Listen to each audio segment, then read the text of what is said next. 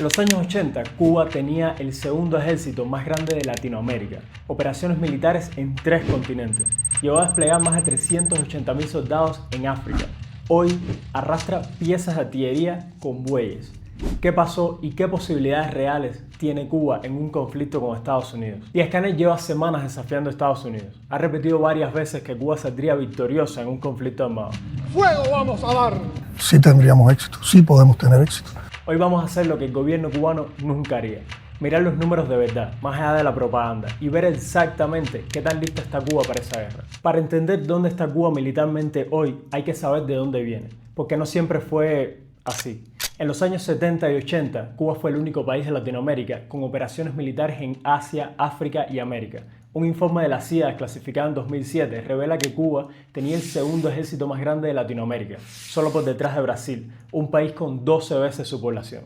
Todo eso fue posible gracias a los subsidios soviéticos, por supuesto. Cifras del Departamento de Estado y la CIA colocan en $45.000 millones la ayuda militar soviética a la isla. Cuando cayó la URSS en 1991, Cuba no solo perdió un aliado, perdió la billetera que lo sostenía todo. Y desde entonces los números no han hecho otra cosa que caer. Ahora vamos a los datos. Cuba tiene actualmente alrededor de 49.000 soldados activos. Estados Unidos, 1.315.000, 26 veces más. En aviones de combate, Cuba tiene aproximadamente 10 operativos, entre ellos MiG-29 y MiG-21, máquinas de más de 40 años que en cualquier otro país serían chatarra, pero en Cuba son el corazón de la Fuerza Aérea. Estados Unidos tiene casi 4.000 aeronaves, incluyendo los F-22 y F-35, la élite del combate aéreo mundial. En términos de marina, algunas fuentes dicen que Cuba tiene un submarino, pero hay serias dudas sobre si todavía funciona o no. Estados Unidos tiene 65, incluyendo 14 nucleares, más 11 portaaviones, 32 buques anfibios y 74 destructores. Cuba no tiene embarcaciones de esa envergadura, apenas 2 patrulleros oceánicos, que son básicamente barcos pesqueros reacondicionados, y otras embarcaciones de menor tamaño. La asimetría es brutal. Y hay otro factor geográfico que tampoco ayuda. Cuba es una isla, y como tal es mucho más fácil de sitiar y bloquear. Y Estados Unidos tiene al menos 6 bases militares en Latinoamérica que rodean a Cuba, incluyendo una en territorio nacional, en Guantánamo. Pero los números, como siempre, son solo la mitad de la historia. La mayoría de esos 49.000 soldados que Cuba tiene no son militares de carrera, son reclutas del servicio militar obligatorio. En Cuba, los hombres a partir de los 18 años deben cumplir 1 o 2 años de servicio, dependiendo de si van a la universidad o no. Yo, por ejemplo, estuve en un batallón de infantería durante un año. La mayor parte del tiempo la pasé haciendo guardia y chapeando la herba de la unidad.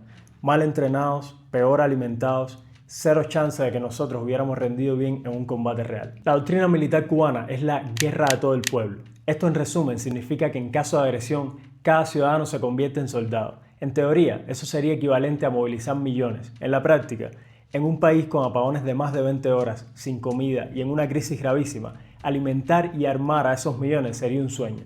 Y hay otro factor que dificulta esa estrategia. Cuba perdió más del 20% de su población en los últimos 4 años. Más del 25% de los que quedan son mayores de 60 años. Es esa población envejecida, sufriendo escasez y apagones, la que tomaría un fusil para combatir.